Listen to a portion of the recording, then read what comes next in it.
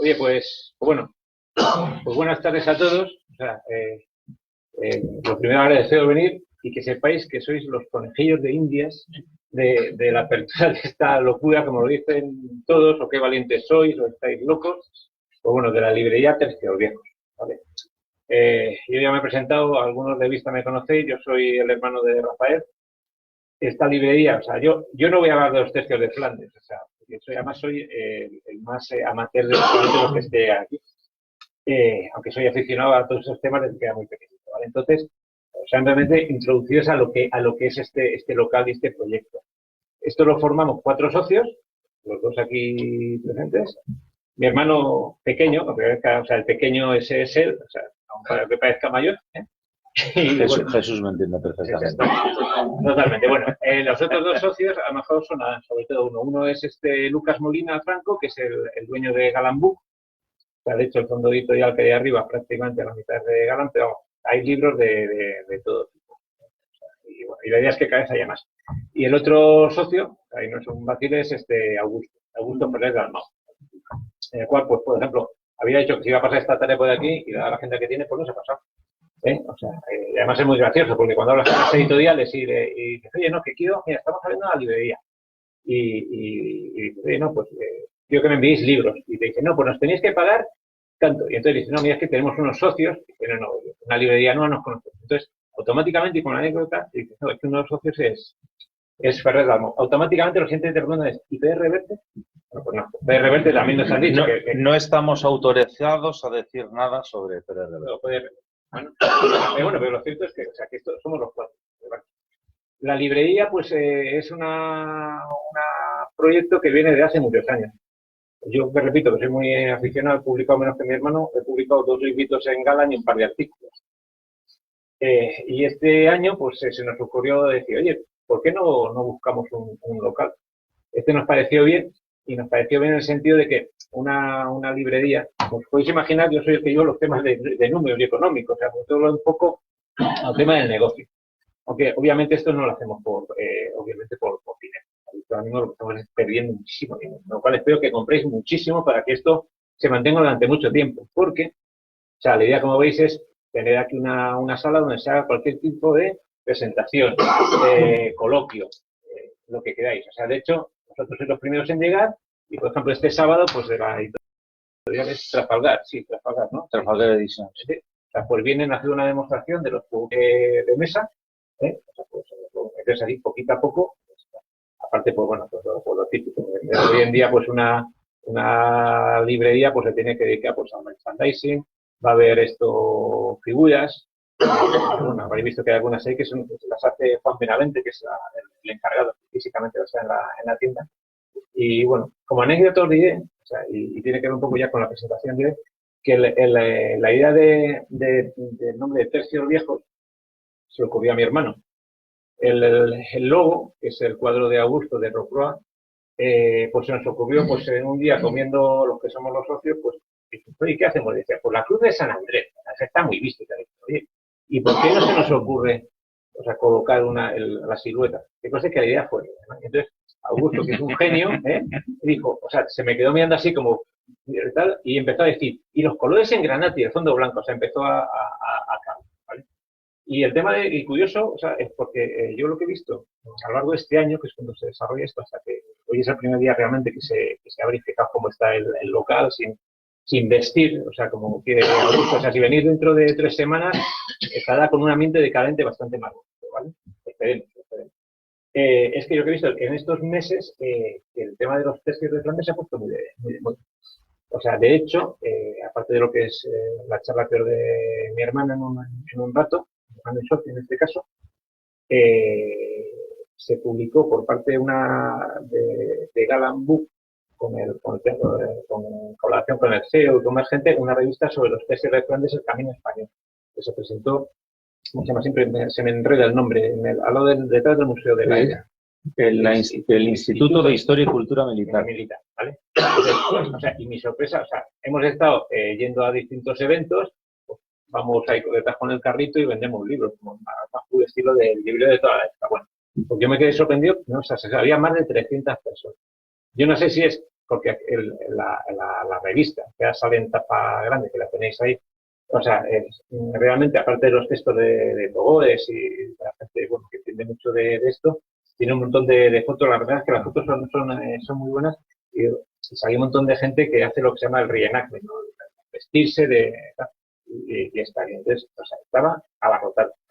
Pero otra cosa que notamos, que yo noto, o sea, en el mundo de la historia militar, o sea, de igual manera que, bueno, pues ahora yo empiezo a mirar, o sea, qué es lo que más llama al público en general. Por ejemplo, la Segunda Guerra Mundial se vende muchísimo. O sea, tú sacas un libro de Stalingrado y se vuelve a vender. El año que viene, creo que es el 75 aniversario de desembarco en Normandía, y seguro que van a salir 20.000 libros, ¿no? Pero bueno, una cosa que aquí en este país se vende muchísimo es el tema de los textos de Flandes. Además, creo que es el gran desconocido. Como dijeron en la presentación de la revista, los tercios, que no se habla de ellos, se habla, por ejemplo, de la Guardia Imperial. O sea, y en este caso parafraseo a alguno de los ponentes que hubo en ese momento, y no sé si tú dices alguno.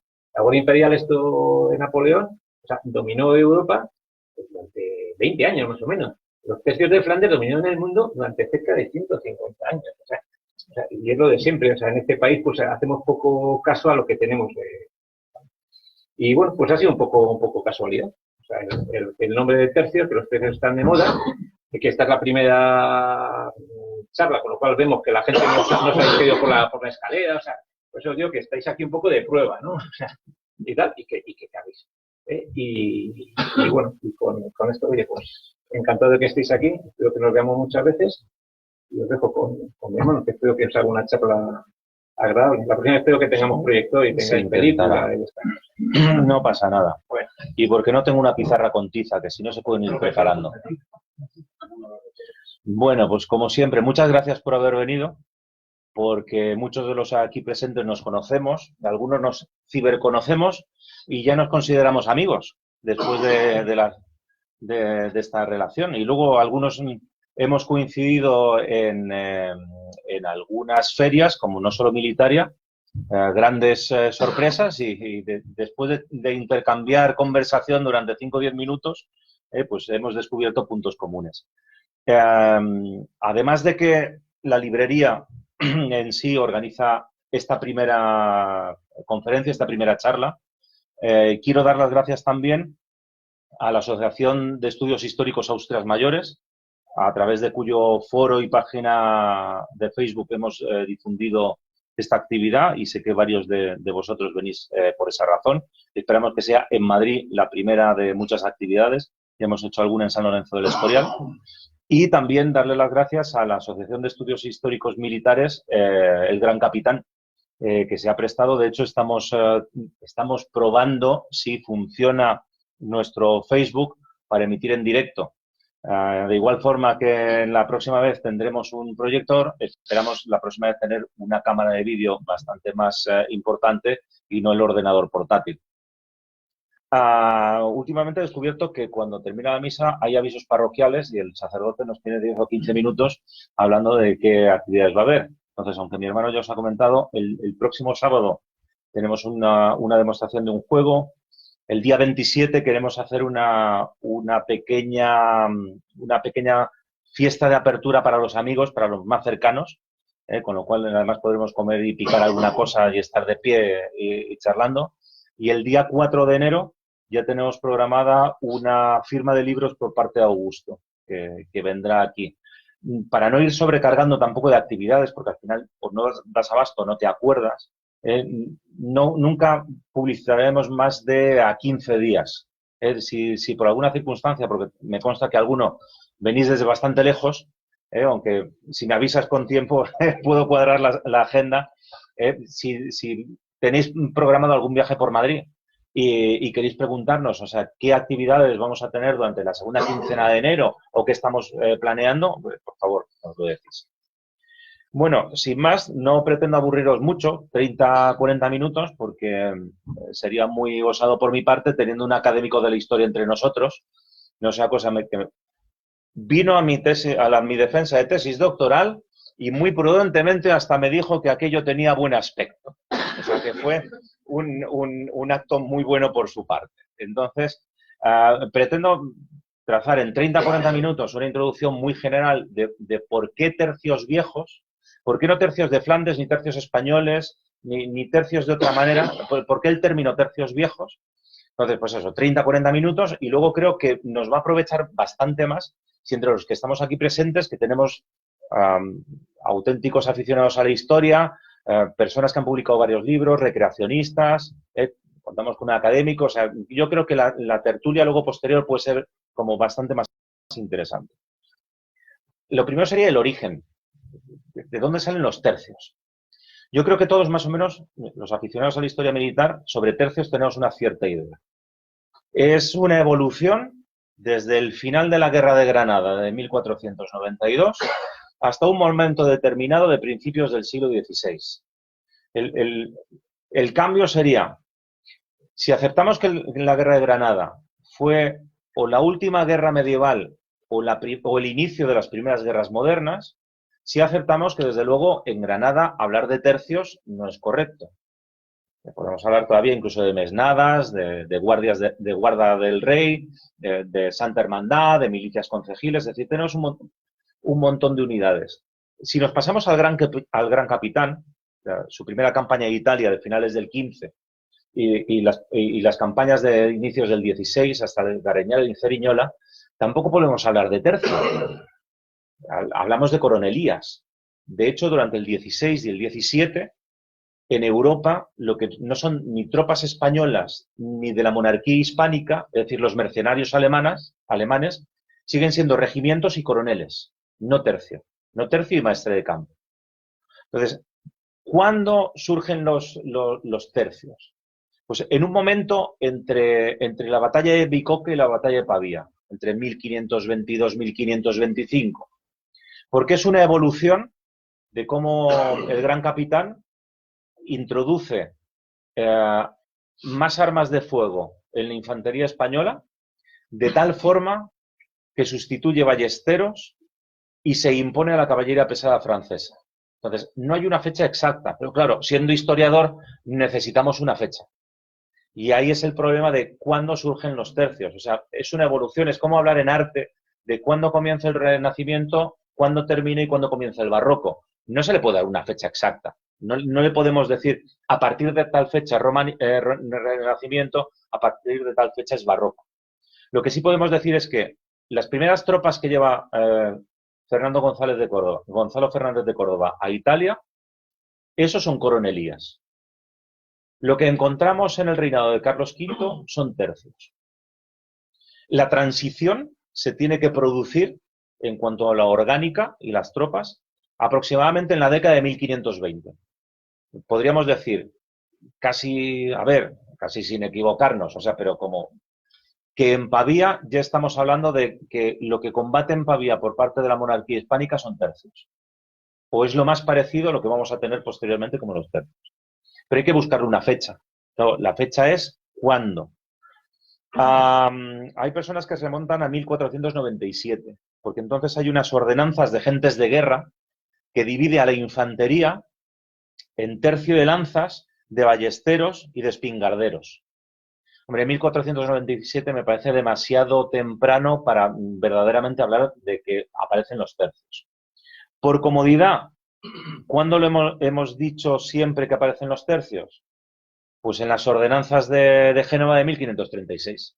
De hecho, creo recordar que en los años 80 hay un decreto de Su Majestad el Rey Juan Carlos I en el BOE que reconoce como tal la fecha de creación de los tercios a efectos del Ministerio de Defensa y de herencia de historiales en las unidades, que la fecha oficial de creación de los tercios son estas ordenanzas de Génova. Entonces, vamos a ver. Sí y no. Sí. Es el primer documento escrito donde aparece la palabra tercios. Antes de 1536 no hay ningún documento oficial de ningún monarca de Castilla ni de la monarquía hispánica que hable de un tercio. Tenemos una reforma en 1534, pero afecta a lo que hoy llamamos Guardia Real, es decir, a las guardas reales, porque en 1525 tenemos un momento de grave quebranto económico y se comienzan a hacer ya las primeras reformas. Cuando aparece este término de tercios, que a mí personalmente es el que más me convence, y además, por favor, para que no sea idea mía, en la revista Ejércitos, el comandante de infantería Joaquín Navarro Méndez es la primera persona que yo le leí que efectivamente, si nos vamos al documento oficial, se habla de la infantería española quedará dividida en un tercio en Nápoles y Sicilia, un tercio en Lombardía y un tercio de los reclutados en Málaga en Niza. Porque otro problema es, ¿y tercio qué significa?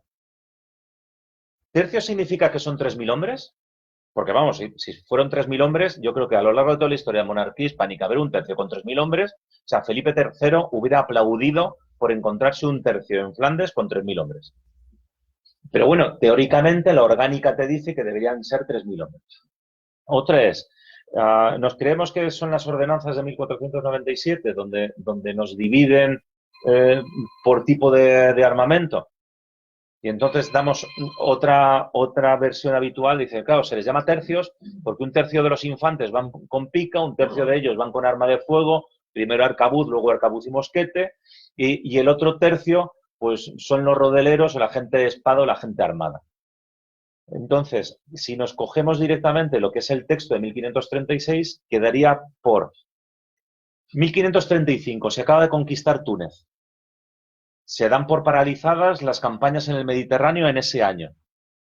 Pero ha habido una transformación muy importante. Hasta finales del 15, los ejércitos se reclutan y se reclutan por campaña. Terminada la campaña, se disuelven.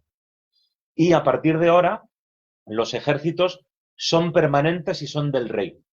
Y entonces el rey en el 36 decide reorganizar la infantería española que tiene acantonada en Italia en 3 grupos. Uno de los errores habituales es que siempre se da porque hubo 4 tercios iniciales. Porque se dice los tercios de Nápoles y Sicilia, 2. En el 36 es 1. Con el tiempo son 2, pero originariamente es 1.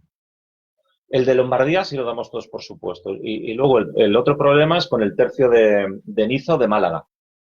Porque claro, tercio de Málaga. Otra de las costumbres habituales de los tercios españoles es que no tienen nombres orgánicos. Su nombre es por su maestre de campo. Entonces, tengo un tercio de Julián Romero, un tercio de Pimentel, un tercio de Lechuga, un tercio del maestre de campo que tengan el de Sarmiento, que es el de... No me estaba acordando. Tercio de Sarmiento, que es el del asedio de Castelnuovo. ¿Vale? Entonces, y esa costumbre es porque este tercio de Málaga va mutando en nombre. Tercio de Málaga por ser reclutado allí, tercio de Niza porque queda acantonado allí en 1536 y al poco tiempo es renominado como tercio de Cerdeña. Y entonces ya tendríamos nuestros 4 tercios habituales e históricos, que son los de Sicilia, Nápoles, Lombardía y Cerdeña. Son los 4. Vale, sobre estos habría que decir, vale, ya tengo 4 tercios, pero ahora, ¿por qué viejos? ¿Cuál es la diferencia entre tercio viejo y tercio nuevo? A principios del 16 no hay diferencia, porque hay 4 tercios de tropas españolas, que son estos 4, y luego según se vayan reclutando tercios, van recibiendo el nombre del maestre de campo que tenga la orden, la patente por parte del rey de poder reclutarle. Con lo cual, según nos vaya cambiando el maestre de campo, nos va cambiando el nombre del tercio. Llegamos al reinado de Felipe II. Nos vamos al periodo de 1700, 1570, 1580. El número de tercios ha aumentado tanto que comienzan a desdoblarse. Yo cuando hice la tesis, que lo mío es Ejército Español de la Segunda Guerra Mundial, es decir, ¿por qué no entramos en la Segunda Guerra Mundial? Hay unidades de la serie 100 y la serie 200. Las originales es regimiento número 25 o división 11. El desdoble, primero, es el regimiento 125 o la división 111. Le pongo un 1. Y el siguiente desdoble es con un 2. O 225 o 211. ¿Qué se hace con los tercios? Desdoblarlos. Acantonar varios en Lombardía, varios en Nápoles. Entonces tengo que diferenciar cuáles son los nuevos con respecto al que se denomina tercio viejo y original. ¿Vale? Entonces, a partir del siglo, finales del XVI, comienza esa diferencia de tercio nuevo de tercio viejo. El tercio original de estos 4 de 1536 sobre, es por no decirle segundo tercio de Lombardía, que también a veces se utiliza, pero sobre todo resulta más cómodo de el tercio nuevo con respecto a los del tercio viejo. Claro, cuando a lo largo del siglo XVII hay determinados tercios que ya tienen su solera, que ya se les considera veteranos y que ya quieren equipararse a estos tercios viejos, pues comienza a generalizarse más el tercios viejos, aquellos que tienen mayor antigüedad, con respecto a un tercio nuevo. Entonces, estos 4 originales mutan su nombre a grandes tercios viejos, que, quitado el nombre, no tienen nada más de común. Ni tienen armamento mejor, ni soldados más veteranos, ni mejores capitanes, ni una dotación especial de pólvora, ni nada por el estilo. Es solamente, en la España del siglo XVI, el honor de pertenecer a una unidad más antigua de las que se están formando en aquel entonces. Otro de los temas sería, ¿cuál es la organización de los tercios? Entonces, claro, hablar en el siglo XVI de organización, algún militar tendremos por aquí también. La orgánica, lo que dice la plantilla, a lo que verdaderamente existe en un cuartel, es bastante distinto. Y en el siglo XVI no existe. La orgánica no existe. Un tercio nunca tuvo 3.000 hombres. Bien lo hubieran deseado. Lo que sí existe es una estructura, más o menos por todo el mundo aceptada, con un número de compañías que va variando, con un número de capitanes que los vamos recolocando lo mejor que podamos, y lo que sí existe es un ejército profesional. Los soldados de los tercios son profesionales, son soldados. Lo que existía hasta el siglo XVI son guerreros. Y entre un guerrero y un soldado es cuando le explicas a un azteca qué le ha pasado cuando Cortés y los suyos han pasado por allí. ¿Qué me ha pasado? Somos grandes guerreros. Mira, tío, eres un amateur y eres un aficionado. Nosotros nos dedicamos a esto. Y desde pequeñitos, desde que tenemos 14 años, nos enseñan cómo se maneja una espada y cómo se maneja un puñal. Por cierto, el puñal de mano izquierda no se llama vizcaína. He preguntado en muchos sitios, veréis. No ha podido venir, pero ya os advierto que tendremos entre las actividades tanto de la Asociación Austrias Mayores como en la librería, con la Escuela de Esgrima Antigua Española. Estoy hablando con Alberto Bonprezzi, que además tuvimos la buenísima suerte de en la feria no solo militaria compartir mesa, con lo cual a veces conseguíamos hablar con las personas que venían a preguntarnos porque estábamos los dos hablando todo el rato. Justamente sobre armamento español, sobre espadas, y entonces siempre te hace la típica broma del novato de primer día. Te da una espada, cógela. Entonces tú coges una espada, la coges así. Entonces, ya estás desarmado y estás muerto. Dices, ¿por qué? Dice, porque la espada jamás se coge así, como si estuvieras cogiendo una vela. La coges con 2 dedos hacia arriba, porque tienes que sentir un poquito el filo de la espada. ¿Ya? Y entonces le pregunté, digo, oye, ¿y esto que apareció en algunas novelas de el puñal, la vizcaína? Dice, yo no lo he oído nunca. Y de hecho lo comenté con otro amigo que es escritor, con Héctor Castro, y dice, yo tampoco lo he escuchado jamás. Siempre lo habíamos llamado o de mano izquierda o de vela, por la guarnición que tiene. ¿Vale? Entonces, desde que tienes 14 años, estás trasteando con una espada y con un puñal y estás viendo cómo aquello funciona. A ver, los españoles no son samuráis japoneses, pero a los pocos samuráis japoneses que eran más bien ronin o piratas que nos cruzamos en Filipinas a finales del 16, creo que se les atragantaron 50 españoles en 1582 en Cagayán. Eso es una de las gracias.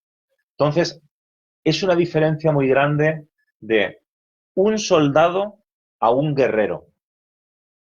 Y los soldados de los tercios son soldados, van por una paga.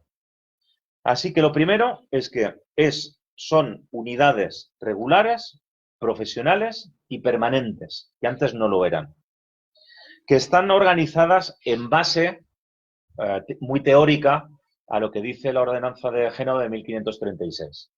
Entonces, te dice que debería tener 3.000 efectivos, en 10 compañías, 8 de piqueros, 2 de arcabuceros, de 300 hombres cada una. Y luego, cuando te lees a Martín de Guiluz o el resto de tratadistas del siglo XVI y principios del XVII, cada uno te da una opción. Y cada uno te da una opción por una cosa muy interesante, que eso es la gracia que tienen los tercios.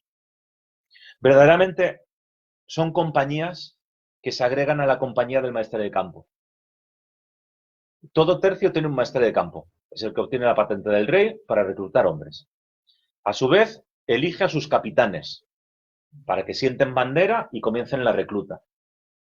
Las compañías, que pueden ser 12, 7 o 53, según sea la campaña, el momento y la necesidad, tienen aproximadamente unos 200 o 250 hombres. Y aproximadamente, después de que salgamos de una batalla, que esté descontento de mi capitán y quiera cambiarme. Entonces, la gran flexibilidad que tienen los tercios es justamente que no tienen una orgánica definida. Lo único que tienen como base fundamental es que el maestre de campo, como tal maestre, tiene derecho a tener su compañía y su bandera, que ni siquiera es la bandera del tercio. Es la bandera de la compañía del maestre de campo. Esa es su bandera. Sobre eso se le añaden compañías, pero se pueden reformar o escuadronar según se necesite. Y todavía mejor, según sean veteranos o bisoños, que luego iré un poco hacia ellos. No es esta idea de guardia imperial francesa. Los mejores van a unas unidades específicas. Los tercios tienen toda esta flexibilidad de los veteranos nos mezclamos con los bisoños. Las compañías se escuadronan en un tercio, en otro, según las necesidades de la campaña o de la batalla que vamos a cometer. El número de piqueros en una compañía de arcabuceros depende de lo que decide el capitán o las necesidades. En una misma compañía puedo tener piqueros, arcabuceros y alabarderos según necesite. Entonces, puedo integrar, disgregar, aumentar el número según necesite. Por eso, hablar de una orgánica típica de un tercio español es como bastante aventurero. Hombre, lo que sí es cierto es que estamos acostumbrados a ver imágenes de tercios donde tengo una especie de zona central donde lo que tengo son los piqueros y como si fuera una especie de castillo o plaza fuerte, tengo las mangas de arcabuceros colocados en las dos esquinas. Y esa es la imagen que podemos tener de los distintos tratados del 16 o el 17 o de la sala de batallas que tenemos en el monasterio del Escorial. Aparece una de las pinturas que más me gusta, es el desembarco de las Islas Terceiras, en donde te aparecen perfectamente los tercios desplegados en campaña y luego tienes otra de las paredes largas donde te aparece San Quintín. ¿Vale? Pero lógicamente siempre es ese el ideal. ¿Por qué? Porque después del maestre de campo tengo capitanes en número variable. Luego tengo capitanes reformados, porque no se necesitan tantas compañías y ¿qué hago con una persona que ya tiene el rango de capitán? Pues le puedo integrar como sargento, aunque todo el mundo sabe que es un capitán, le llamo reformado, porque de momento y en ocasiones me encuentro que en un tercio hay más reformados que capitanes. Luego todo el mundo tiene un alférez. El alférez es el que tiene que llevar la bandera. Por cierto, no recuerdo quién, yo creo que fue David Nievas, que es uno de los asesores de pintura de Augusto Ferrer Dalmau, sobre el tema del 16, que decía, a ver si algún amigo recreacionista se da cuenta de que la bandera jamás se puede arrastrar por el suelo. Esa es justamente la gracia. Es que ni siquiera un tercio sublevado se le ocurre arrastrar las banderas, lo que hacen es con mucho cuidado las pliegan, las guardan, se declaran sublevados y entonces los oficiales, el sargento mayor y el maestre de campo se separan porque ellos no están en ese momento amotinados por la razón que sea. Hay un sargento mayor, que por supuesto es el sargento mayor, estamos muy acostumbrados a Hollywood y Clint Eastwood. O sea, Clint Eastwood es una hermanita de la caridad comparado con un sargento mayor español del siglo XVI, que solamente administra justicia con la espada, porque los españoles somos así de simpáticos y de chulos, que en esta época era de orgullosos, que no se admite ningún golpe, ni con mano, ni con porra, ni con ningún elemento. A un soldado de un tercio español solo se le puede administrar disciplina con la espada. Con lo cual hay que tener mucha mano para que le administres disciplina y no le dejes tieso en el sitio. Pero además tenemos sargentos, tenemos capitanes, hay capellanes que, bueno, no eran precisamente los más distinguidos por su gran cristianismo y dedicación, y hasta que a finales del XVI, dándose cuenta de ello, el rey Felipe II entrega a los jesuitas el que sean los capellanes de, bueno, un capellán de la época. En algún sitio he leído, tenían médicos. Hombre, si aceptamos que había médicos en el siglo XVI y lo aceptamos por un barbero, pues sí, médicos también tenían y hospitales de campaña. Hay que tener en cuenta una cosa, estamos en siglo XVI, no estamos en siglo XXI. El ejército español es lo más evolucionado de cualquier ejército del mundo en el siglo XVI. Luego, no se puede hacer historia con ojos de hoy en día, sino comparando con el siglo XVI. Entonces, si ves otros ejércitos europeos del siglo XVI, ves lo atrasado que están con respecto a los españoles. Y si quieres explicar la conquista de América, aunque estrictamente nunca fuese un tercio, sino sí soldados, sí explicas por qué tienes esa superioridad en el combate. Lo que ocurre es que también, igual que lo de tercios viejos, con el paso de los años, hemos asociado a tercio, soldado español del 16 y 17. En lugar de unidad mandada por un maestre de campo que tiene un sargento mayor, una bandera, una serie de compañías, y entonces ya hemos mezclado los tercios españoles en Filipinas. En Filipinas jamás hubo un tercio. Soldados españoles, claro que hubo. Y veteranos de tercios hubo un montón. ¿Vale? Pero ya hemos asociado de tercio español a cualquier soldado español o unidad española. Claro, si descendemos de tercio a compañía, compañías españolas por Filipinas, Iberoamérica, Virreinato de Nueva España, tenemos unas cuantas. Claro, pero no un tercio. Es decir, nunca puedes jamás decir que hubo tercios españoles en Filipinas porque no lo hubo. Soldados españoles en compañías, sí. Y entonces las puedes integrar, mezclar, aumentar, disminuir. Ahora bien, luego hay otro término que es los tercios de Flandes. Los tercios de Flandes no existen.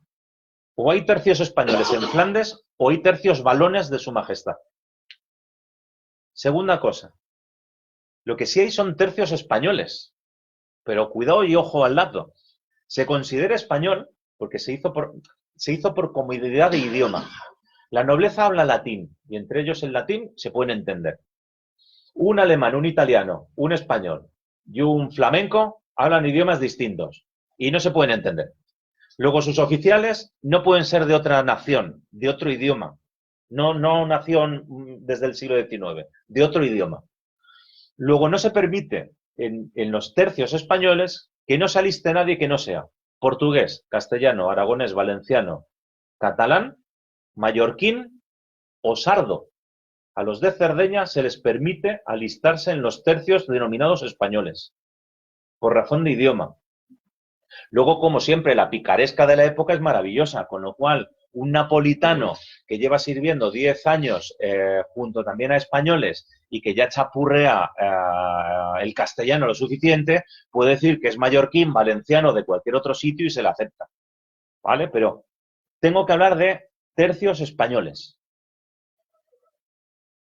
Luego hablaré de tercios napolitanos, lombardos, italianos, regimientos alemanes, es decir, hay una variedad bastante grande. Pero vamos al español. Al español, ya que aprovechando que tengo aquí el librito este de Alonso de Contreras, Este de cómic para los niños es una auténtica gozada. Lo he experimentado con un niño de 10 años y entonces, según me llegó, estaba guardando su mochila, mira, Carlos, lo que me ha traído. Su expresión fue de... "Oh". Después se lo leyó, creo que va por la quinta vez. Para los más frikis nos leímos Alonso de Contreras en la reedición con prólogo de Arturo de Reverte y de Ortega y Gasset. El gran trauma es cuando llegas al final y ves que falta el trozo final. Pero bueno, te da una idea bastante buena. Y entonces, en Alonso de Contreras, te explica el cómo se recluta un tercio. Llega un maestre de campo, pide la patente al rey, convoca a sus capitanes, en este caso Alonso de Contreras. Alonso de Contreras, por supuesto, levanta bandera, creo recordar que levantaba bandera en Madrid o cercanías, a la hora de reclutar. Eso se le llama el documento, el papel oficial es la conducta. Hay un documento oficial por parte de Su Majestad el Rey, la Secretaría de Guerra o el Consejo de Guerra que te autoriza a reclutar un tercio que tiene destino X. ¿A quién se recluta para un tercio? ¿O quién se apunta voluntario? Pues absolutamente cualquier persona que no quiera ser campesino o cura. Hijo, ¿tú te ves de mayor siendo campesino como yo? Padre, no. Pero bueno, pues hijo, tienes dos opciones. Opción A, te puedes hacer fraile. Pues yo la verdad es que tampoco. O sea, la Santísima Trinidad en la paloma nunca he sabido dónde colocarla. Bueno, pues tienes otra opción. La militar. Prefiero ser cura, que es menos peligroso. ¿Vale? Luego, ¿quién se apunta? Pues tenemos en una sociedad española del 16, ojo, pobre comparada con la nuestra del 21, pero no tan pobre si lo comparamos con la europea del mismo siglo, a aventureros, gente empobrecida, hidalgos, gente de mal vivir, gente de muy bien vivir que quieren apuntarse a probar esto para ver en qué consiste, comerciantes arruinados, segundones. Tenemos una gente de absolutamente más variopinto que llegan allí.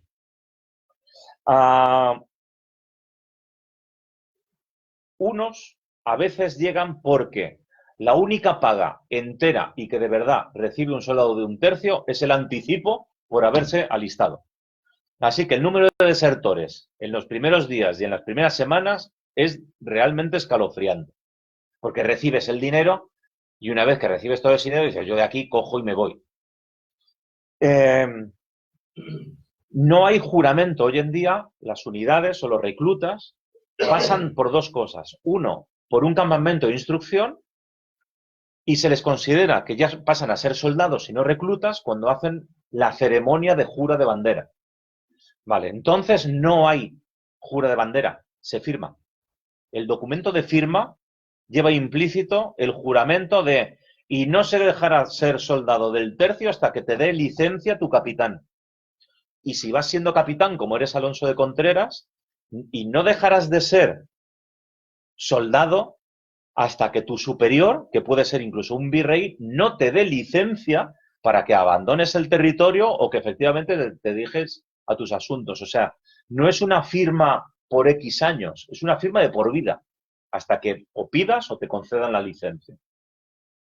El resto de las pagas, pues ya estamos, los que hayamos leído un poco, ya estamos acostumbrados a saber que llevan tarde, mal y cortas. Sobre todo durante el 16. Durante el 17 la monarquía sí se da cuenta de que pagar a los tercios es asunto primordial, se le da cierta prioridad, pero a partir de la década de 1650 la crisis es tan generalizada que tampoco se puede pagar. Luego hay un término español que me gusta mucho, que es el de bisoño. Ahora que está tan de moda lo de amateur, pero queda más bonito, eres un bisoño, tú eres un bisoño, estás muy verde. ¿Eso por qué? Porque el tercio español se recluta en España y el primer sitio a donde van es a Nápoles. Se les traslada a Nápoles, donde son bisoños, que en italiano significa el fa bisoño o bisoño es necesito, tengo necesidad de. Claro, un novato te va preguntando por todas estas partes de necesito esto, necesito lo otro, necesito tal, y entonces quedó con el eres bisoño. Los bisoños son los novatos, los reclutas recién llegados. Y ese paso de España mi natura, Italia mi ventura, es que te haces soldado no en un campo de entrenamiento, sino ya peleando. Y vas a comenzar a pelear según llegues. Ahora, ¿qué ocurre? Que la gente no llega directamente con 20 años a repartir espadazos. Normalmente se apuntan antes. Y son los mochileros. Son los voluntarios. Era Julián Romero, que llegó a ser maestre de campo, siendo de una familia muy humilde, si no recuerdo mal, de la provincia de Cuenca. Comenzó siendo mochilero de atambor. Es decir, el que le va a la mochila en los trastos al tambor de la compañía. O sea, un don nadie. Un chavalito de 14 años que te damos una pequeña paga y a cambio nos haces una serie de servicios, te dejamos llevar una daga y vas aprendiendo el oficio, en qué consiste y por dónde va. Entonces, por eso tienes que pasar este periodo de ser un bisoño en Nápoles y tus primeros combates. Y los primeros combates puede ser que te lleve Octavio de Aragón a hacerse una excursión por Argelia y que algunos, en su bisoñez, se demoren mucho en volver a montarse para regresar a las galeras y es tu primera y última expedición. Durante el resto de tu vida vas a ser un galeote de una galera turca. O puedes ir poquito a poco aprendiendo, pero por eso otra de las cosas es que se habla de tercios y metemos el quinto, el tercio de galeras, de infantería marina. Y ahí yo no me meto, ya Agustín me dirá. Los tercios funcionan en todos sitios. Por eso con alguien, cuando estábamos aquí, viendo que el techo no es muy alto y que la anchura que tiene esto sería bastante equiparable a la anchura que puede tener una galera española del Mediterráneo, de las pequeñitas, pues habría que utilizar una media pica. Una media pica, una espada o si acaso un arcabuz. Pues se aprende. ¿Por qué? Porque hoy una compañía puede estar acantonada en Sicilia, mañana montarse en una galera porque hay una expedición contra el turco en Argelia, o porque de repente se necesita enviar un tercio y entonces, utilizando el camino español, me lo llevo a Nápoles. Con todo eso vas construyendo una veteranía que se reconoce y que además se mezcla. No hay una compañía de veteranos y una compañía de bisoños, sino que los bisoños se les reparten entre los veteranos. Y en los tercios se crean dos palabras que estamos muy acostumbrados a utilizar hoy en día, que son camaradas y compañeros. ¿Quiénes son los compañeros? Los que comparten paño, tienda. Los que comparten tienda somos los compañeros. Cocinamos lo mismo, mantenemos una relación. Yo qué sé, somos del mismo pueblo. Llevamos muchos años en combate y nos conocemos de hace bastante tiempo. Es un sobrino bisoño que viene a mi compañía y entonces lo adopto porque es mi sobrino.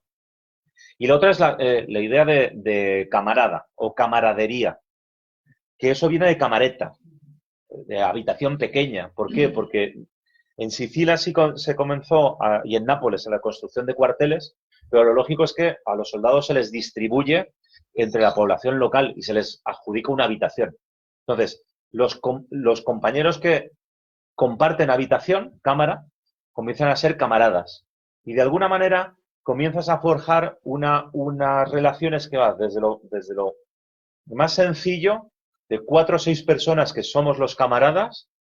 Los camaradas tenemos nuestra compañía, donde nuestro capitán no es que sea sagrado, es que es una cosa de sentido común. Si es bueno, nos llevará en victoria, pero como sea malo, nos mata. Así que lo más sensato es, en cuanto podamos, abandonar la compañía y trasladarnos a otra. Por eso el llegar a ser capitán es que es el hijo del duque de... Me da igual. No puede ser capitán por muy hijo del duque que sea. Tendrá que comenzar como picaseca. Punto. Octavio de Aragón comienza de picaseca. Consigue ser capitán de compañía de infantería. Luego jefe de la caballería de Lombardía, o sea, de Milán. Luego es nombrado capitán de galeras. Luego general de las galeras de Sicilia. Y es una persona de origen noble, pero tienes que ir haciéndote tu camino poco a poco. No vale eso de que, como papá es... A ver, si papá es el rey de España es otra cosa. Y entonces eres directamente general de los ejércitos. Pero si no, tienes que hacerte una carrera. Y el soldado del tercio español, por eso es tan orgulloso de su veteranía, de que no llega a cualquier bisoño y por ser hijo de nadie es más que yo. Aquí todos somos iguales. Y si hay alguien que se destaca es porque en combate le hemos visto, se ha destacado y efectivamente así es. Y claro, lo del combate tiene su aquel. ¿Y cómo combate un tercio?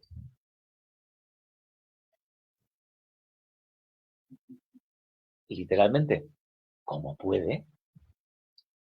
Ya, no hay una normativa por la cual hay que situar cada una de las distintas compañías en el puesto. No. Lo que sí tiene son unos detalles generales. En una batalla campal, los tercios españoles ocupan el centro. Y no hay nadie que pueda sustituir a un tercio español en el centro. A tal punto, que tenemos dos ejemplos. Uno fue Nördlingen, en 1634, donde un coronel de un regimiento alemán pidió a los españoles que le dejaran ocupar el centro. La razón que esgrimía es que llevaba más de 25 años de servicio de su majestad. Le dijeron que no. Y entonces dijo, pues yo ocupo el centro, que aunque tenga que ser de piquero. Y dijeron, como piquero sí. Y efectivamente, falleció en combate, pero como piquero estuvo en el centro. Y la otra fue cuando la campaña de Portugal de 1659 y la derrota del Bas, que hubo que reclutar tercios nuevos en España. Y lo que se trajeron fueron tercios veteranos, no viejos, pero veteranos, de Nápoles, tercios italianos. Y con los italianos dijeron, vamos a ver, nosotros somos los veteranos, los tercios españoles que acabáis de reclutar es todo de bisoños. Deberíamos ocupar nosotros el centro. Lo siento, no puede ser. El centro tiene que ser siempre de los tercios españoles. A tal punto llegaba el orgullo de el centro donde se decide el combate es donde van los tercios. Sí se solía situar la artillería delante. Se solía, que no siempre, y a veces era cuando se podía. Y lo que sí tenemos es una imagen de dos tercios que avanzan uno sobre otro a disparo de tiro de arcabuz. Y cuando están ya muy próximos, los arcabuceros se meten dentro de este castillo, que son los tercios, para que sean los piqueros los que comiencen a luchar. Vale, llegado a ese punto, ahí lo que tenemos que ver es la veteranía. Me comentaba justamente Alberto Bonprezzi de la Asociación de Esgrima, que él alguna vez ha ido a un colegio y a los niños les ha explicado el cómo se utiliza una pica. Dice, y eso que utilizamos, lógicamente, para niños, picas bastante pequeñas de apenas 2 metros, pero por lo menos para que se manejen.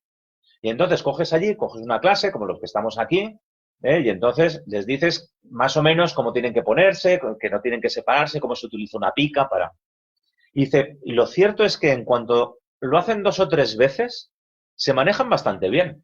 Incluso a los profesores nos cuesta un poco, a base de espada y daga, el romper esa línea de picas. Si los niños lo cogen, o son un poco ya mayorcitos, que no me los cojo de 12, 14 años, si me los cojo ya de 16, 17, aquellos aguanta bastante mejor. Luego, una vez que tengo los dos cuadros de los 2 tercios, porque lógicamente si los españoles tienen un tercio, los franceses o los rebeldes holandeses tienen algo por el estilo, que lo puedes llamar igual, y la técnica es muy parecida, es cuando despliegas las mangas de arcabuceros. Sueltas a los arcabuceros a los laterales, para que normalmente disparen de enfilada. El que sea más veterano, el que tenga más rapidez en la carga, el que tenga más experiencia, será capaz de disparar más veces, sin exponerse demasiado y molestar más al tercio contrario. Para eso ellos, a su vez, despliegan sus propios arcabuceros. Y lo tercero sería la caballería. Que no es cierto que la caballería no tenga influencia en el siglo XVI, sino que tiene una influencia menor, que es hostigar a las mangas de arcabuceros. Pero por eso no es la idea de, claro, es que los arcabuceros solamente llevan arcabuz. No, es que en una manga de arcabuceros también van piqueros, pero en menor número.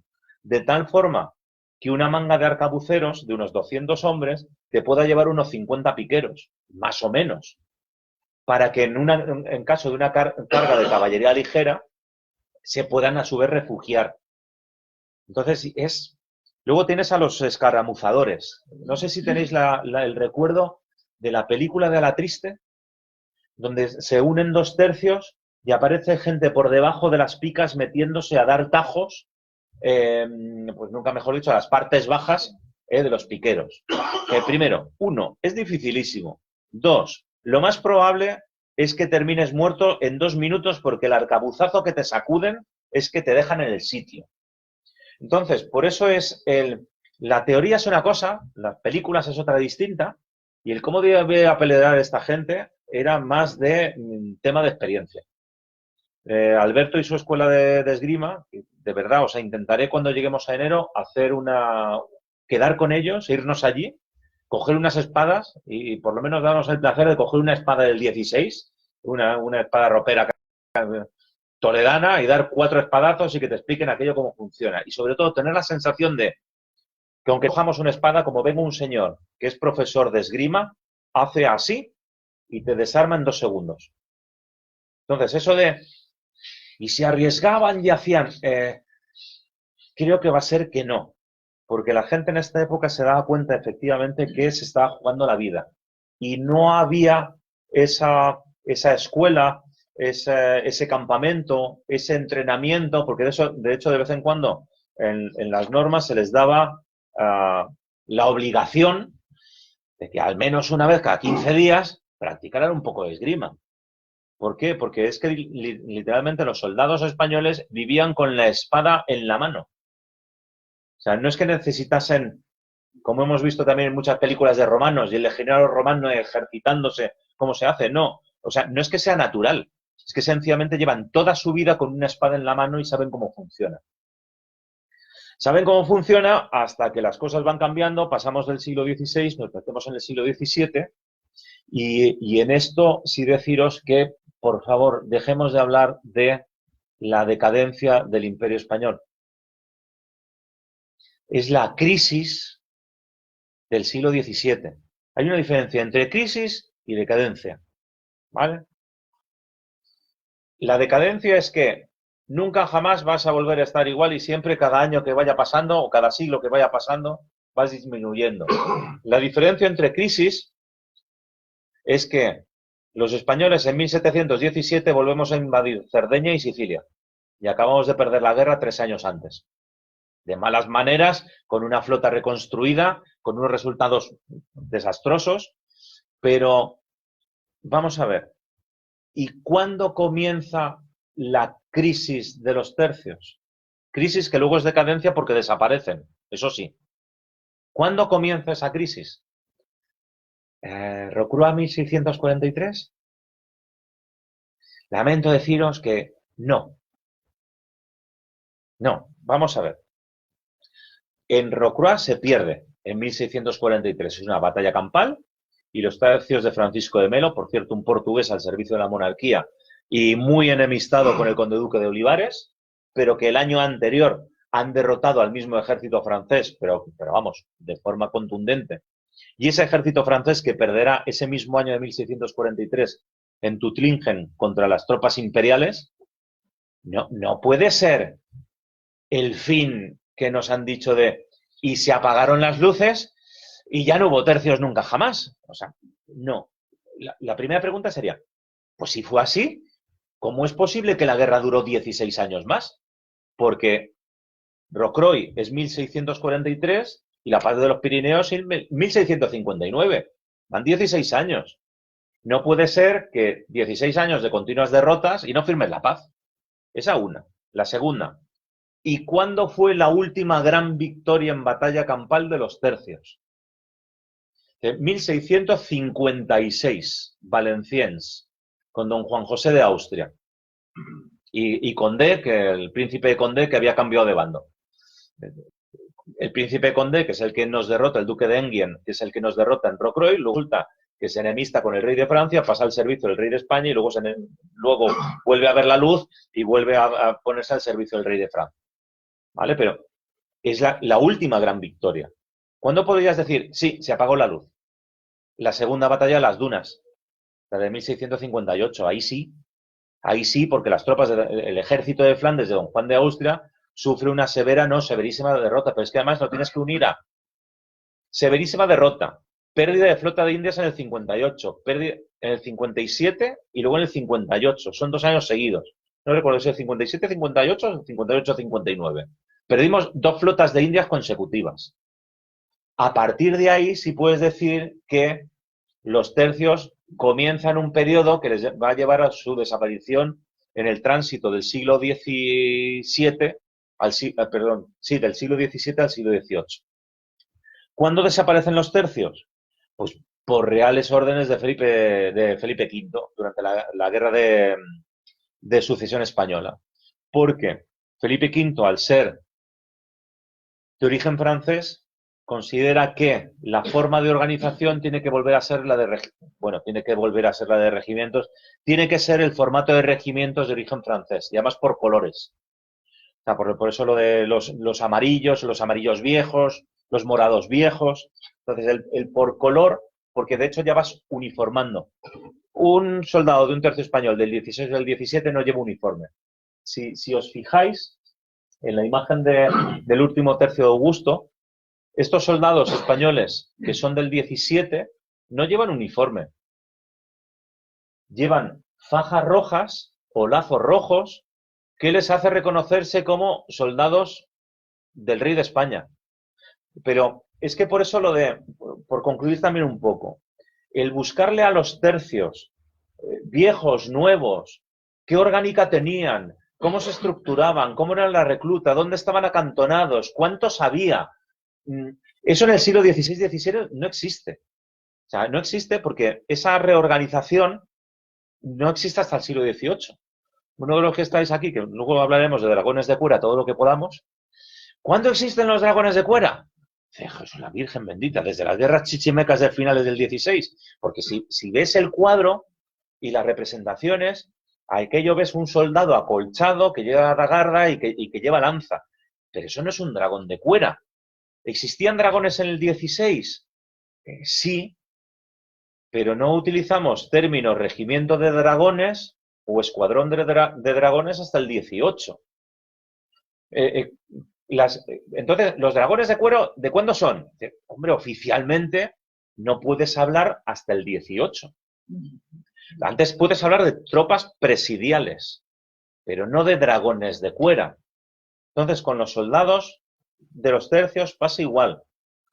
Nos hemos quedado con un término que es tercios, que engloba soldados españoles veteranos del 16 y el 17. Y creo que prácticamente hasta ahí podemos llegar. Que se reclutan en España, que tienen que tener un idioma para entenderse, que es el castellano, que les manda un maestre de campo, que tengo un primer documento de 1536, que es el que sí me dice que efectivamente, por primera vez, tengo un documento que me dice que habló de tercios, y que durante todo ese siglo XVI y XVII, cuando me refiero a los soldados españoles, hablo de los tercios españoles o de los tercios de Flandes, porque la mayor parte de los combates son allí.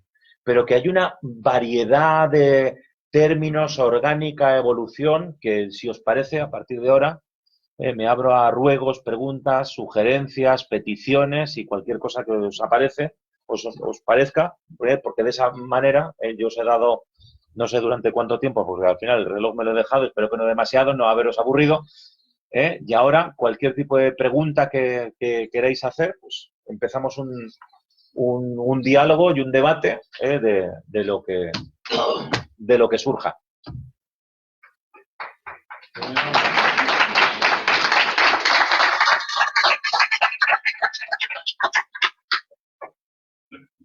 Preguntas. Venga. ¿Existen campamentos arqueológicos? Te voy a decir, desde mi poco entendimiento, que yo sepa, no. Y te voy a explicar el porqué desde mi corto entendimiento. Porque yo, pese a ser doctor en historia, soy de historia contemporánea, del siglo XX. Y para el tema de tercios no dejo de ser un aficionado como todos los que estáis aquí. He leído hasta donde he podido. Entonces, yo no sabría decirte si a nivel académico existe algún tipo de intento de excavación. Lo cierto es que debe haber, por la sencilla razón, no tanto de campamentos como en época romana, como en obra de fortificación y obra de asedio. Porque el campamento del tercio no es tanto como el campamento romano, que la propia legión se la construye, sino que los soldados de las compañías son distribuidos entre la población civil, con lo cual no es posible esperar un auténtico campamento al modo romano durante bastante tiempo de duración. Eso sería lo primero. Y lo segundo, tampoco hay cuarteles. Sí se hacen cuarteles en Sicilia y en Nápoles, porque esta costumbre de distribuir a los soldados entre la población civil tiene unos problemas tremendos. Así que, ya que sabes que siempre vas a tener tercios acantonados en Sicilia y Nápoles, lo más inteligente es que comienzan a tener el germen de lo que hoy serían nuestros cuarteles militares. Entonces, yo entiendo que en Sicilia y en Nápoles tiene que haber antiguos cuarteles de tercios tanto españoles como italianos acantonados allí. Y que si nos vamos a distribuir por Europa, más que nada lo que puedes encontrar son obras de fortificación y de asedio. Pues yo qué sé, el de Valenciennes, que es una ciudad francesa, ahí tendrías un doble círculo. A lo mejor estamos más acostumbrados a imaginarnos el doble círculo de César en Alesia. Y ese es el típico fortificación de un ejército en campaña sobre una ciudad. Cerca sobre el interior y cerca sobre el exterior, esperando a que siempre llegue el ejército de refuerzo. Cuando llega don Juan José de Austria, se sitúa en las cercanías, establece su trinchera de defensa y su campamento. Lo que ocurre es que probablemente sean unas obras tan de tienda de campaña que la posibilidad que tengamos de excavar un campamento en campaña de un tercio me resulta bastante difícil. Pero vamos, lo que son antiguos carteles, eso yo creo que sí, sin ningún tipo de problema, sobre todo donde ha habido tercios, que es sobre todo posesiones italianas. ¿Me puedo hacer un comentario? No sé si Sí. en este caso. Hace poco descubrieron los restos de la batalla de Lugo, las tropas suecas contra las tropas españolas y luego Las imperiales. las imperiales.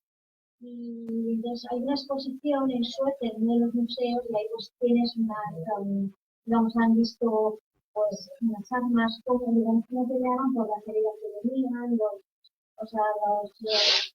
tiros de arcabuces, que es interesante, sí, un poco de mucha información, es una curiosidad. Sí, o sea, claro, porque lo que es el investigar un campo de batalla es como si te vas a Nordlingen ahora mismo y quieres hacer una serie de catas, seguro que tienes que tener. No eran tercios españoles, pero bueno. Claro, pero el concepto ese, claro, los que son de arqueología antigua, que solamente el campo de campamentos romanos que tienes, ahí sí. O sea, porque además luego son estancias de mucho tiempo. Pero estos son ejércitos que como se van moviendo tanto...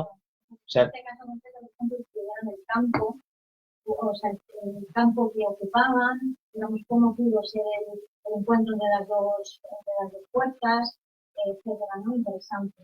Sí. Interesante. Descubrieron muchísimos restos de soldados, unas cosas bastante gruesas. Es una cosa curiosa sobre todo luego cómo se despojaban a los muertos de todas sus pertenencias. Es que el saqueo de la época era...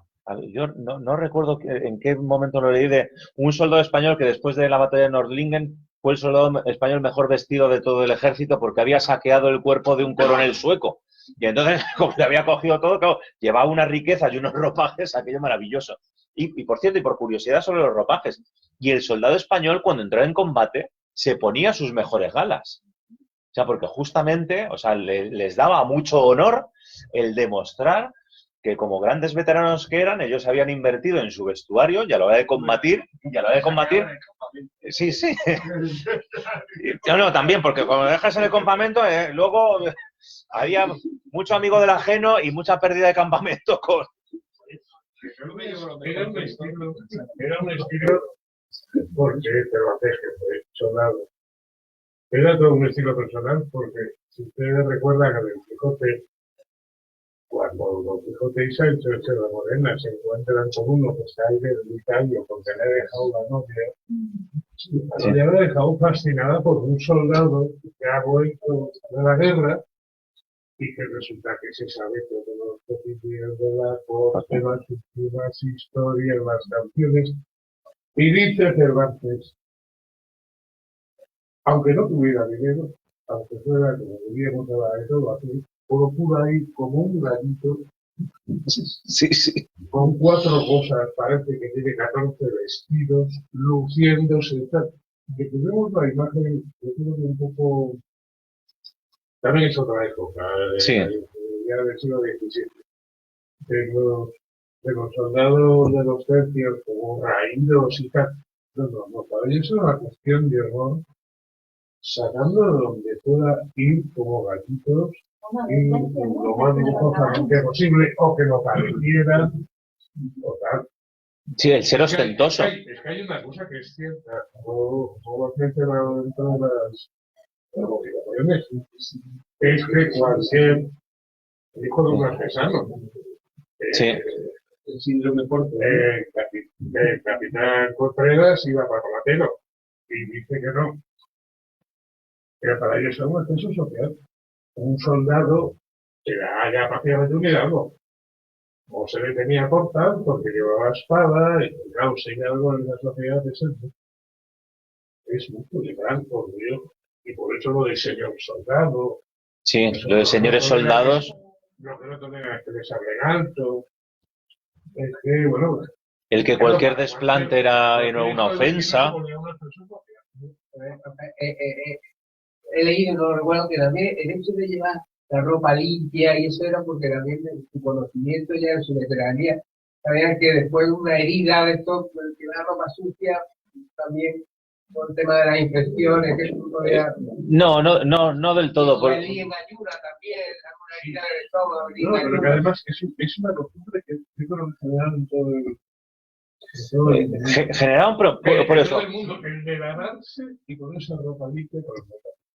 Yo creo que Es una cosa extendidísima, porque todo extendidísima, en montones de médicos. El lavarse y ponerse ropa limpia lleno de sangre.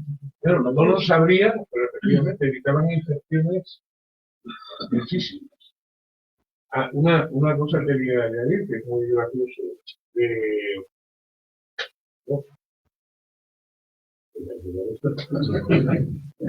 no, pero que es muy gracioso. A mí lo que me llama mucho la atención de los soldados de esa época, Rafael ha hablado de su profesionalidad.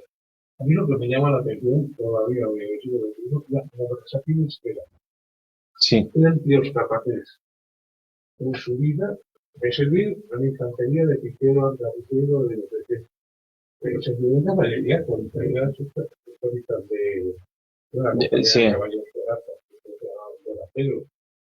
No la infantería, caballería, a lo que fuera, pero estoy luchando contra los argelinos. Su modo de combatir en escenarios completamente distintos. Al año siguiente están en Holanda luchando contra los holandeses o contra los franceses, o en una galera, o en un galeón que era también completamente distinto una galera. Y da igual en qué una cosa alucinante, los versátiles que eran, en qué continente están. Enemigos completamente distintos. Porque luchan contra moros filipinos, luchan contra escenarios que no tenían nada que ver. Y el que no sabía es que era un soldado.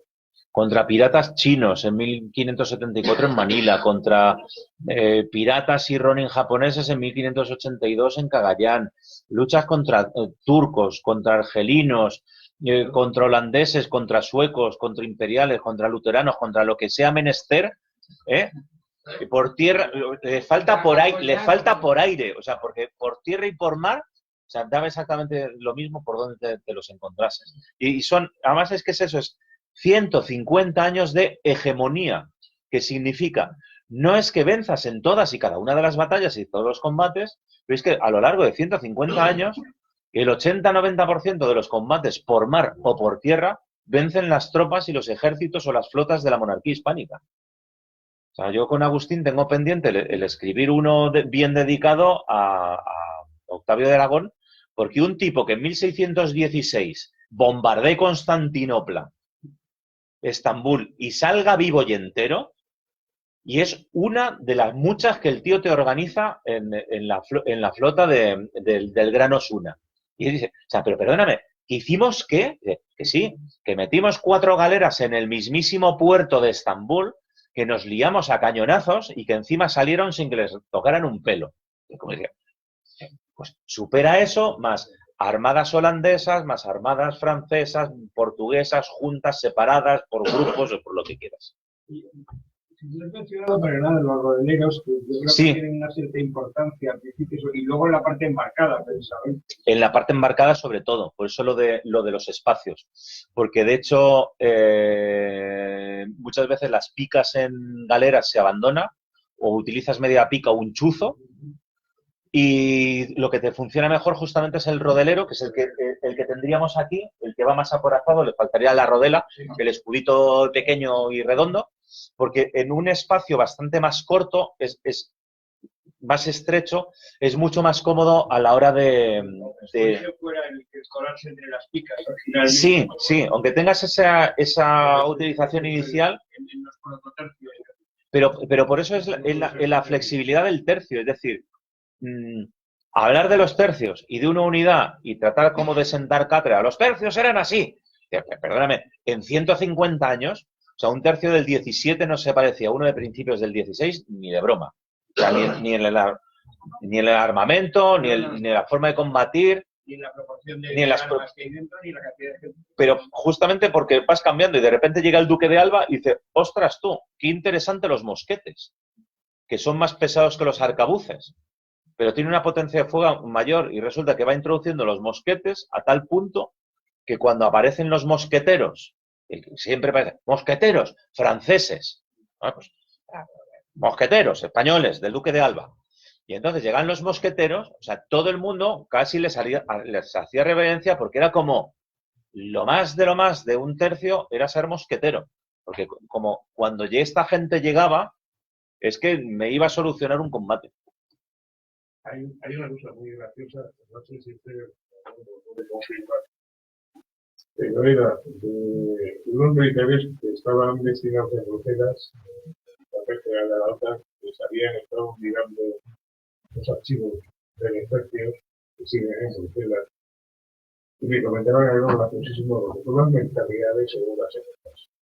Un viejo maestro de campo encarta a Felipe V, muy dolido, porque el rey quiere poner uniforme a sus tropas. Y muy dolido, ¿por qué?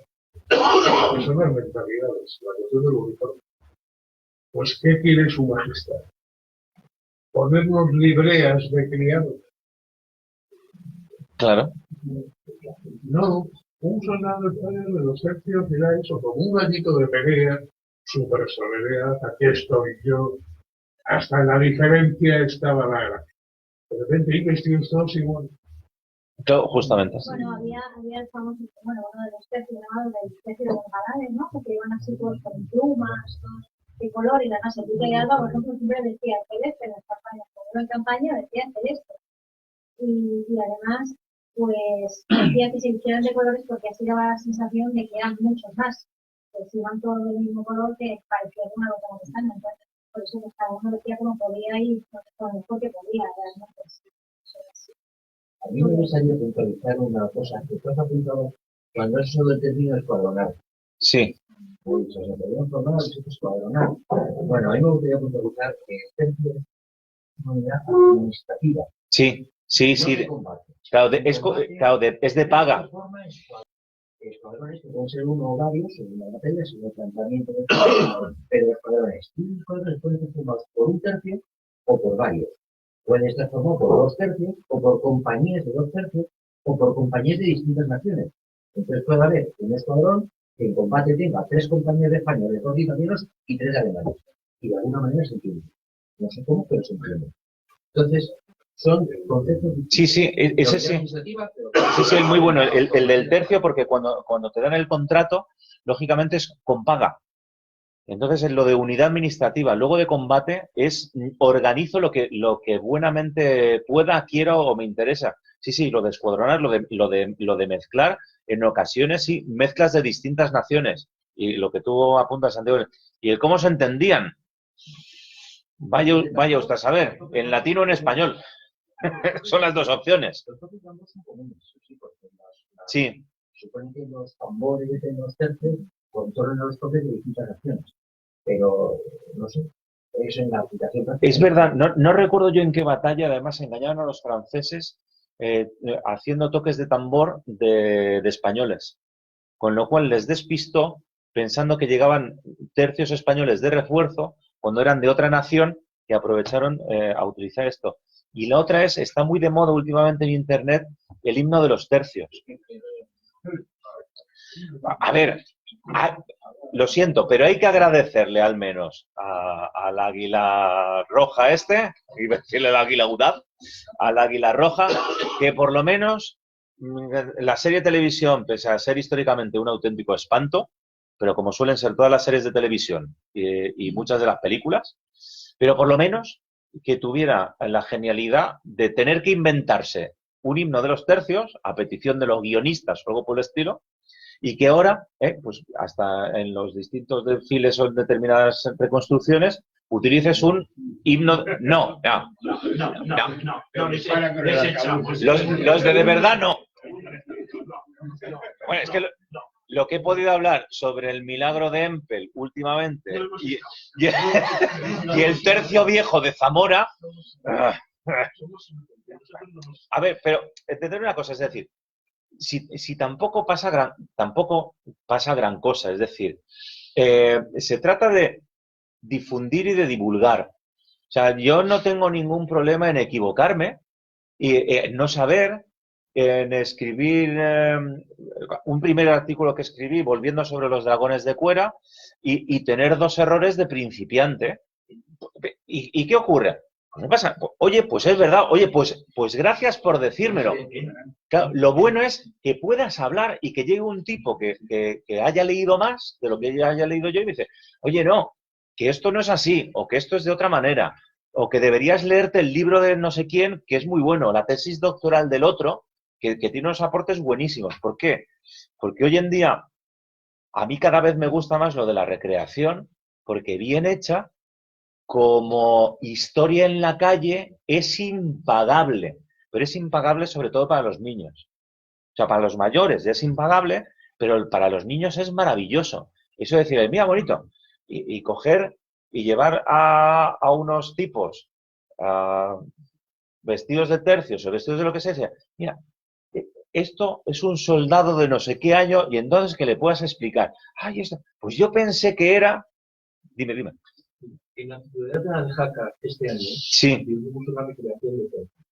Entonces, lo que era la sala de guardia, improvisamos una recluta. Y ven a una niña tamaño tapón de alberca, más de 5 palmos de eso, haciéndole tomar el juramento, entregándole el dinero, haciéndole firmar por el... Y que cuando ya se la llevan sus papás encantados hasta la foto conmigo, se da la vuelta y dice, bueno, ¿cuándo embarcamos?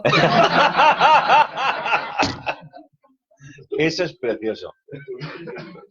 Por eso, mirad, lamento, o sea, lo haremos más veces. Yo os cuento en más veces. Y entonces, termino con 2 cosas. Mirad, la idea que tenemos en la librería es que no solamente sea librería donde tú vienes a comprar libros o donde puedas estar en la parte de arriba y estés charlando con otro que también sabe. Es que esto sea un centro cultural, un centro de reunión.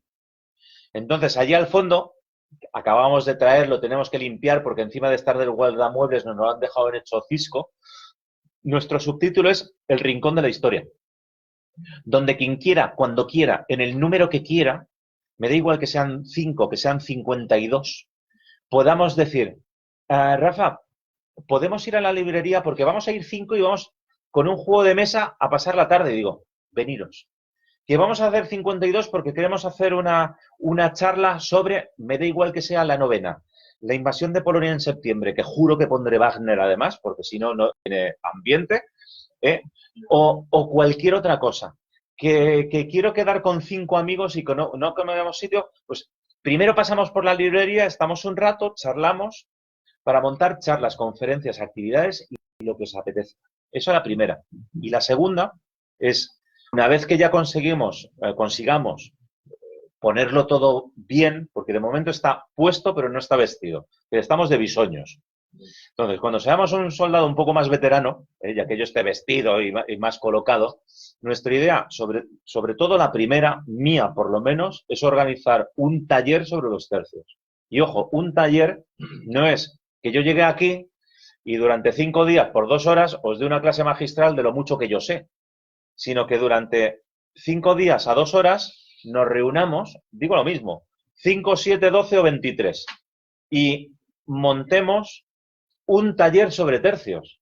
Y un día puede ser que 2 vengáis de recreacionistas de tercios y expliquemos, no necesariamente yo, sino la persona que viene, que nos diga, mira, y yo voy así por esta razón, y por esto otro, y vestían de esta manera, y que podamos leer a Alonso de Contreras. O sea, que no sea... Es que estoy muy aburrido. O sea, Agustín también me comprende porque en parte compartimos la misma idea. Estamos muy aburridos del mundo académico polvoriento que solamente se leen entre 3 y lo único que sistema es quién ha publicado más y quién tiene más libros y yo rebato tu palabra de la página 17 del 5º párrafo porque no es correcto.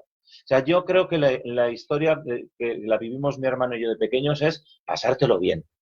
Y pasártelo bien y coger un Alonso de Contreras y disfrutar. Y pasarte un fin de semana en Jaca y desde luego lo de la niña es embotellarlo. Es precioso.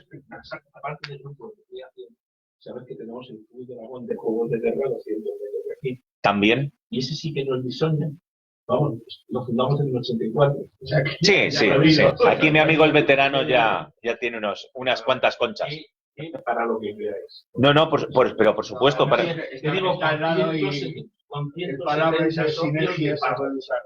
lo que queráis. Pues entonces, tranquilo que mira el espacio. Oye, que sí. Que te invite, en el buen sentido de pues nos vamos para allá. Pues nos vamos para allá. Que se trata de eso, de que entre todos intentemos buscar colaboraciones lo mejor posible. Una pregunta, el fin de la pica como ahora lo marcó el uso ya de la artillería, Lo marcó la bayoneta. Lo marcó la bayoneta. Nosotros importaba. 109.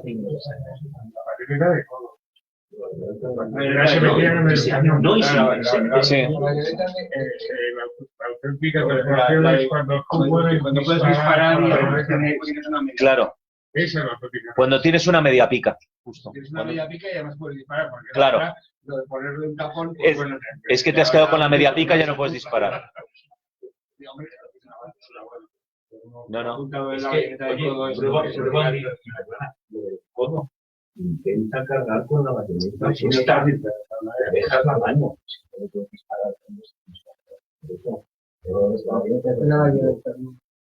Pues muchísimas gracias y espero que sea la primera de muchas.